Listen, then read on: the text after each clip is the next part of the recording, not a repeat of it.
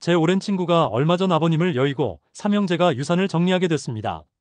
아버님이 평생 성실하게 일하셔서 서울에 아파트 한 채를 남겨주셨는데 이걸 어떻게 나눠야 할지, 세금은 얼마나 나올지 아무도 몰라 막막해 하더군요.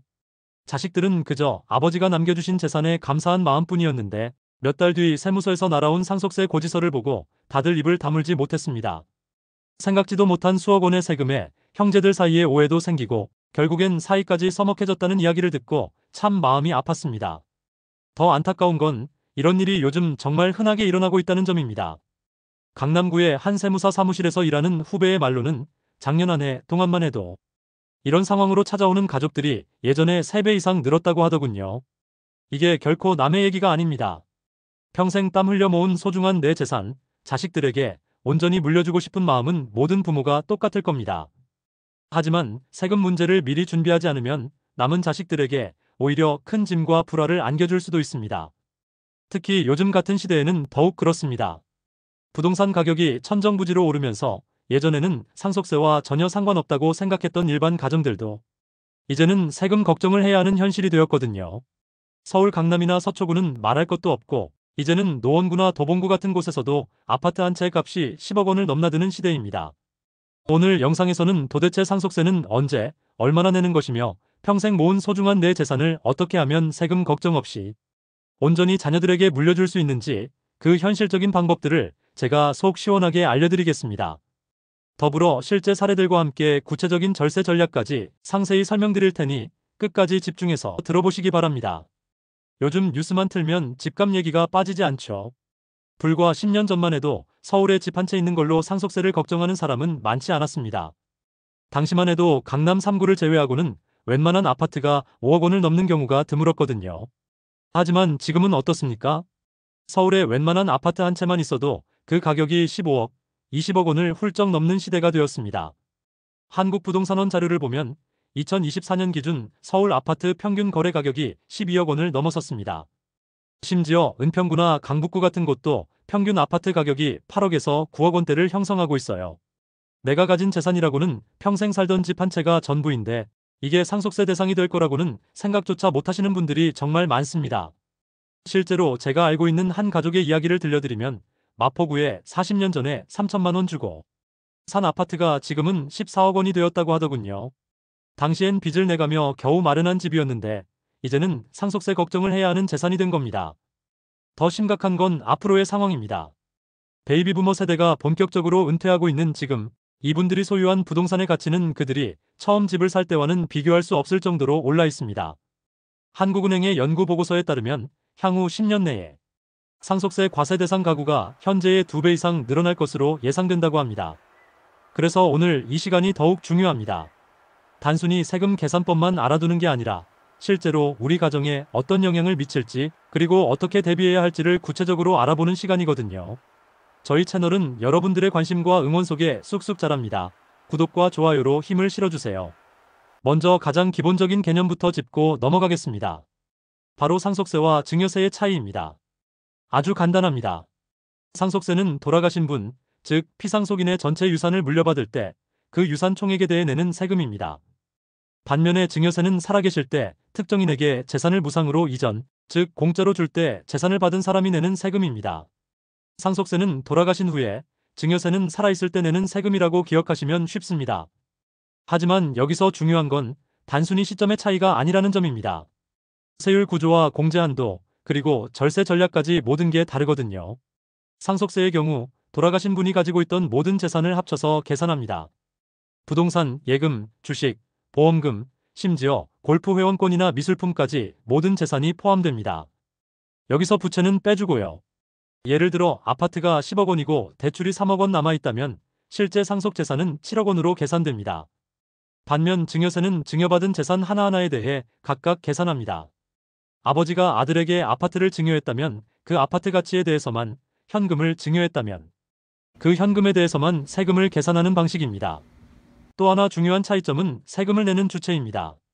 상속세는 상속받은 사람들이 공동으로 납부 의무를 지지만 증여세는 증여받은 사람이 개별적으로 내야 합니다. 이 차이 때문에 가족 내에서 세금 전략을 세울 때도 접근 방식이 달라집니다. 상속세 공제 제도의 이해. 그렇다면 모든 재산에 세금이 붙을까요? 그렇지는 않습니다. 나라에서는 일정 금액까지는 세금을 면제해줍니다.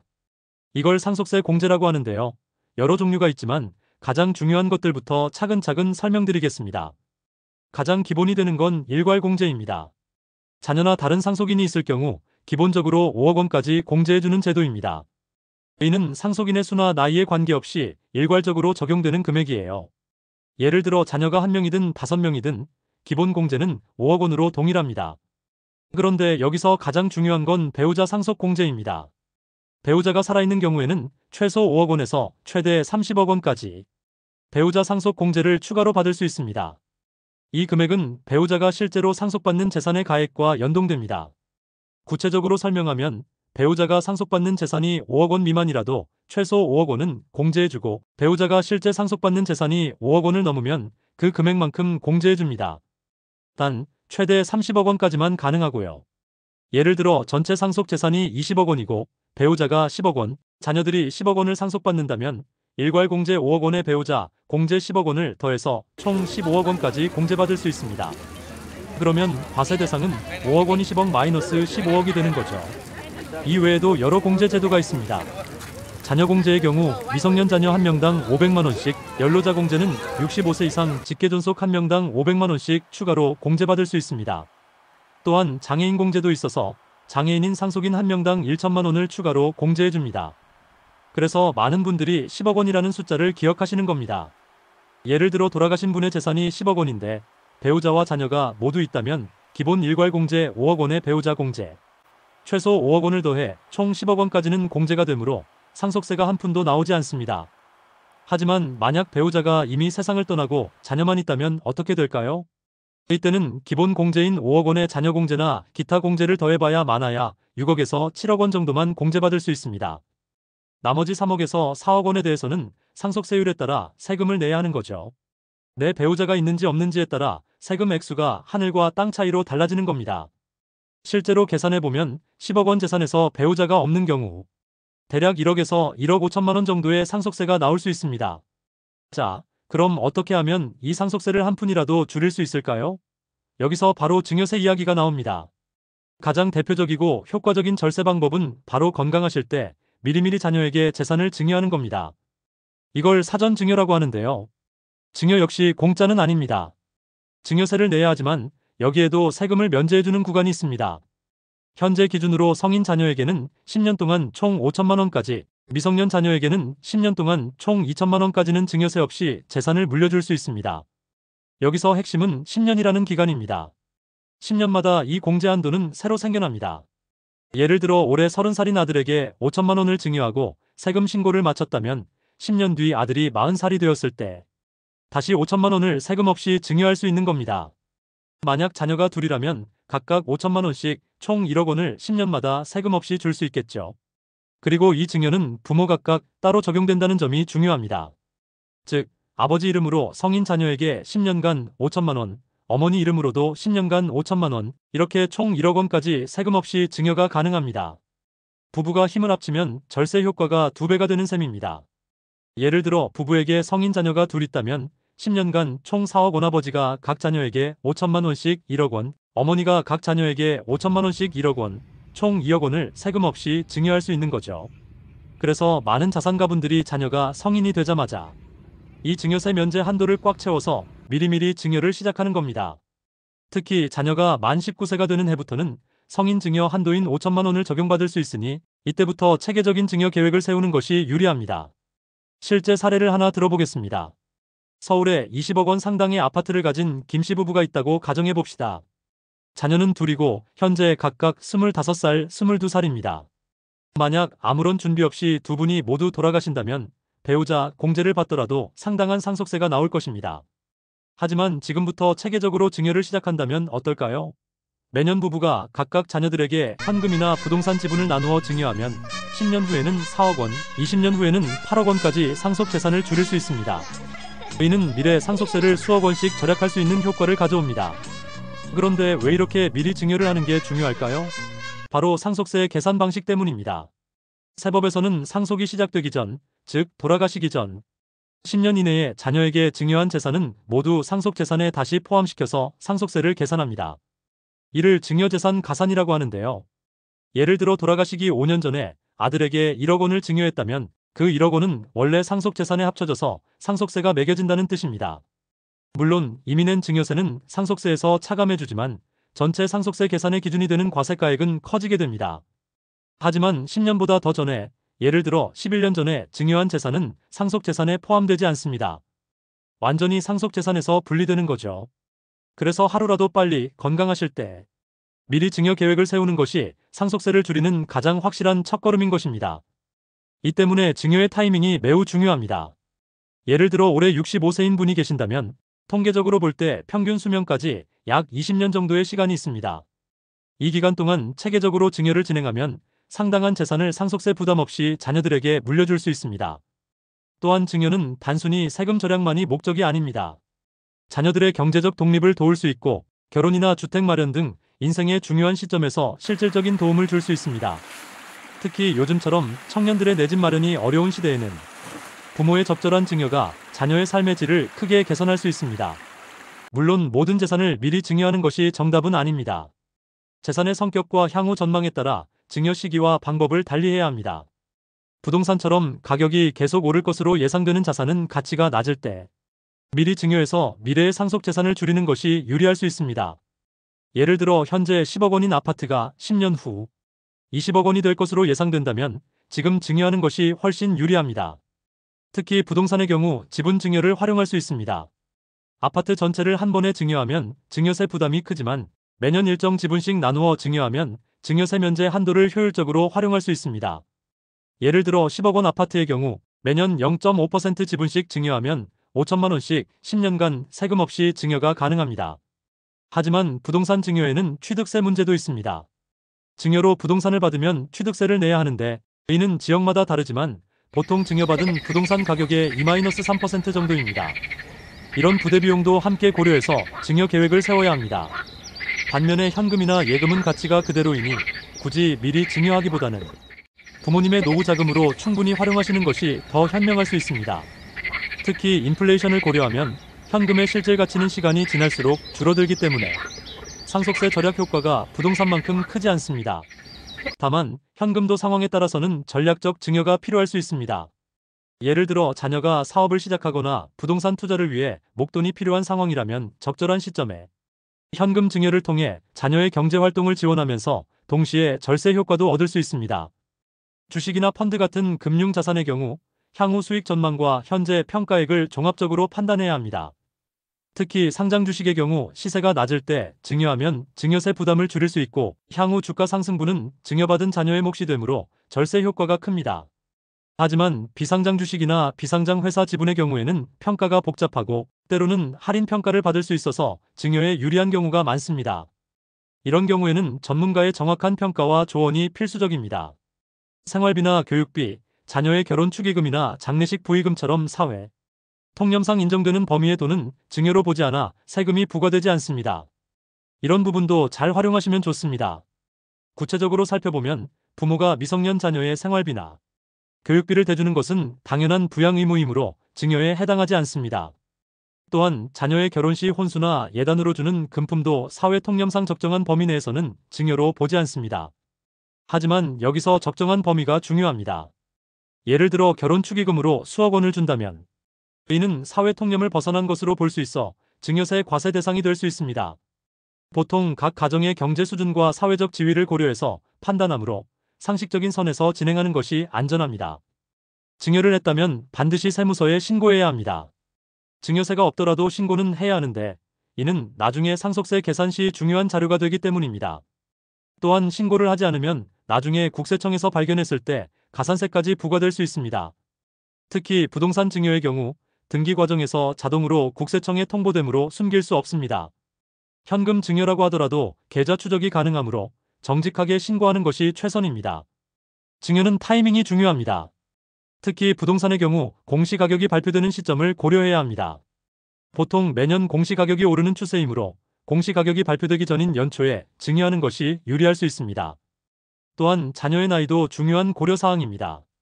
미성년자일 때는 증여세 면제 한도가 2천만 원이지만 성인이 되면 5천만 원으로 늘어나므로 자녀가 성인이 되는 시점을 기다려서 증여하는 것이 더 유리할 수 있습니다.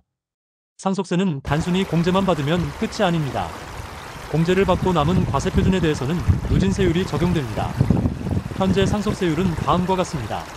1억 원 이하 10%, 1억 원 초과 5억 원 이하 20%, 5억 원 초과 10억 원 이하 30%, 10억 원 초과 30억 원 이하 40%, 30억 원 초과 50%.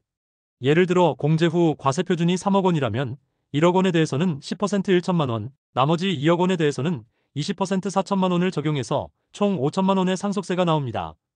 구체적인 사례로 계산해 보겠습니다. 서울에 15억 원 아파트를 가진 분이 돌아가셨고 배우자와 성인 자녀 2명이 있다고 가정해 봅시다. 1. 상속재산 15억 원. 2. 일괄공제 5억 원. 3. 배우자 공제 5억 원 배우자가 5억 원 상속받는다고 가정. 4. 자녀 공제 없음 성인이므로. 5. 과세표준 15억 마이너스 5억 마이너스 5억 원. 6.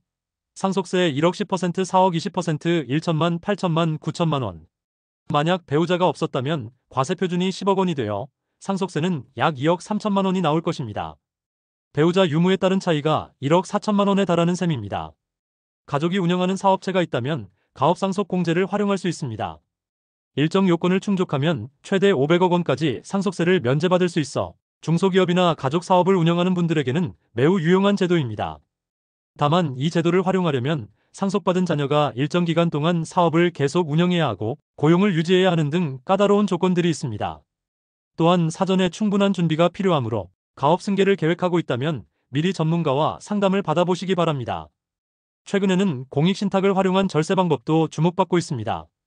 공익 목적으로 재산을 신탁하면 상속세나 증여세를 면제받을 수 있는데 이를 통해 사회기여와 절세를 동시에 달성할 수 있습니다. 예를 들어 장학재단을 설립하거나 사회복지 목적의 재단에 재산을 기부하면서 동시에 가족들이 해당 기관의 운영에 참여할 수 있도록 구조를 만드는 방법들이 있습니다. 하지만 이런 방법들은 매우 복잡하고 전문적인 지식이 필요하므로 반드시 세무사나 변호사 등 전문가의 도움을 받아야 합니다. 생명보험을 활용한 상속세 절세도 널리 사용되는 방법입니다. 보험금은 상속세 계산 시 일정 부분 공제를 받을 수 있고 보험료 납부 과정에서도 증여세 부담을 줄일 수 있는 방법들이 있습니다. 특히 종신보험의 경우 매년 일정 금액의 보험료를 자녀가 대신 납부하도록 하면서 증여세 면제 한도를 활용할 수 있습니다. 또한 보험금 수령 시 상속세법상 공제 혜택도 받을 수 있어 이중 절세 효과를 볼 수 있습니다. 최근 정부에서는 부동산 관련 세제를 지속적으로 조정하고 있습니다. 특히 다주택자에 대한 세제는 강화되는 추세이고 상속세와 증여세 관련 규정도 수시로 변경되고 있어 주의가 필요합니다. 2024년에는 상속세 과세표준 구간이 일부 조정되었고 2025년에도 추가적인 변화가 예상됩니다. 따라서 장기적인 절세 계획을 세울 때는 이런 정책 변화 가능성도 함께 고려해야 합니다. 국세청에서는 고액 자산가들의 상속세 및 증여세 회피를 방지하기 위해 조사를 강화하고 있습니다. 특히 명의신탁이나 가장증여 등을 통한 탈세 시도에 대해서는 무거운 가산세를 부과하고 있으니 반드시 합법적인 방법으로 절세 계획을 세워야 합니다. 또한 해외 자산에 대한 신고 의무도 강화되고 있어 해외에 자산을 보유하고 있는 분들은 이에 대한 별도의 대비책이 필요합니다. 오늘 제가 드린 말씀의 핵심을 다시 한번 정리해 보겠습니다. 첫째, 현실 인식이 중요합니다. 과거와 달리 이제는 서울에 아파트 한 채만 있어도 상속세 대상이 될 수 있는 시대입니다. 특히 배우자가 없는 경우에는 더욱 주의해야 합니다. 배우자가 살아있다면 통상 10억 원까지는 상속세 걱정을 덜 수 있지만 배우자 유무에 따라 세금 차이가 크다는 점을 반드시 기억해야 합니다. 둘째, 미리 계획하는 것이 핵심입니다. 상속세를 줄이는 가장 효과적인 방법은 10년 이상을 내다보고 미리 증여하는 것입니다. 성인 자녀에게는 10년간 5천만 원까지 세금이 없으며 부모 각각 증여가 가능하다는 점을 적극 활용해야 합니다. 셋째, 재산별 맞춤 전략이 필요합니다. 부동산처럼 가격이 오를 자산은 일찍 증여하는 것이 유리할 수 있고 현금은 부모님의 노후 자금으로 활용하는 것이 더 현명할 수 있습니다. 재산의 종류와 특성에 따라 증여 시기와 방법을 달리해야 합니다. 넷째, 합법적이고 투명한 방법을 사용해야 합니다. 국세청의 조사가 강화되고 있는 만큼 편법이나 불법적인 방법보다는 정당한 절세 방법을 활용해야 합니다. 모든 증여는 반드시 신고하고 관련 서류를 잘 보관해야 합니다. 현재 가지고 있는 모든 재산의 가치를 정확히 파악해 보세요. 부동산은 최근 거래 사례나 공시가격을 참고하고, 금융자산은 현재 잔액을 확인하세요. 배우자와 자녀의 나이, 경제 상황 등을 종합적으로 고려해서 향후 상속 계획을 세워보세요. 자녀가 성인이라면 올해부터라도 증여세 면제 한도를 활용한 증여를 시작해보세요. 한 번에 큰 금액을 주는 것보다는 매년 조금씩 나누어 주는 것이 유리합니다. 복잡한 세법은 혼자서 완벽하게 이해하기 어렵습니다. 세무사나 재산관리 전문가와 상담을 통해 본인에게 맞는 구체적인 계획을 세우세요. 평생 고생해서 모은 재산, 그 끝이 세금 문제로 인한 다툼이 되어서는 안 될 것입니다. 제가 처음에 말씀드린 친구의 이야기처럼 아무런 준비 없이 상속이 일어나면 남은 가족들이 큰 어려움을 겪을 수 있습니다. 하지만 오늘 영상을 통해 미리 알고 준비한다면 이런 불행한 일들을 충분히 예방할 수 있습니다. 상속세나 증여세는 결코 피할 수 없는 운명이 아니라 충분히 계획하고 대비할 수 있는 문제입니다. 특히 요즘처럼 부동산 가격이 높은 시대에는 더욱 철저한 준비가 필요합니다. 과거에는 상관없었던 일이 이제는 우리 모두의 문제가 되었으니까요. 하지만 동시에 다양한 절세 방법들도 존재하고 이를 적절히 활용하면 상당한 세금을 절약할 수 있습니다. 오늘 영상의 핵심은 미리 계획하고 준비하는 것입니다. 건강하실 때, 여유가 있을 때 차근차근 계획을 세워두면 나중에 가족들이 겪을 어려움을 크게 줄일 수 있습니다. 내 소중한 재산이 자녀들에게 축복이 될 수 있도록 오늘부터라도 차근차근 계획을 세워보시는 것은 어떨까요? 물론 오늘 제가 말씀드린 내용은 가장 기본적인 원칙들입니다. 세법은 복잡하고 개인의 상황에 따라 최적의 방법이 다를 수 있습니다. 따라서 실제 실행에 옮기기 전에는 반드시 세무사 같은 전문가와 충분한 상담을 통해 본인에게 맞는 구체적인 계획을 세우시기 바랍니다. 특히 고액 자산가이거나 복잡한 가족 상황을 가지고 계신 분들은 더욱 전문적인 조언이 필요합니다. 세무사뿐만 아니라 변호사, 재무설계사 등 여러 분야의 전문가들과 팀을 이루어 종합적인 계획을 세우는 것이 좋습니다. 마지막으로 상속이나 증여는 단순히 세금 문제만이 아니라는 점을 말씀드리고 싶습니다. 가족 간의 화합과 사랑, 그리고 서로에 대한 배려가 바탕이 되어야 합니다. 아무리 좋은 절세 방법이라도 가족 간의 신뢰와 소통 없이는 오히려 갈등의 원인이 될 수 있습니다. 따라서 계획을 세울 때는 가족 구성원들과 충분히 소통하고 모두가 이해하고 납득할 수 있는 방향으로 진행하시기 바랍니다. 투명하고 공정한 과정을 통해 진행된 상속과 증여는 가족 간의 유대를 더욱 강화하는 계기가 될 수도 있습니다. 오늘 영상이 도움이 되셨다면 구독과 좋아요 꼭 눌러주시고요. 여러분 모두 건강하시고 가족과 함께 행복한 시간 보내세요. 감사합니다. 중요 안내사항. 본 영상의 내용은 2025년 기준 세법을 바탕으로 제작되었습니다. 세법은 수시로 변경될 수 있으므로 실제 적용 시에는 최신 법령을 확인하시기 바랍니다. 개인의 상황에 따라 적용되는 세율과 공제 금액이 다를 수 있습니다. 구체적인 세무 계획은 반드시 전문가와 상담 후 결정하시기 바랍니다.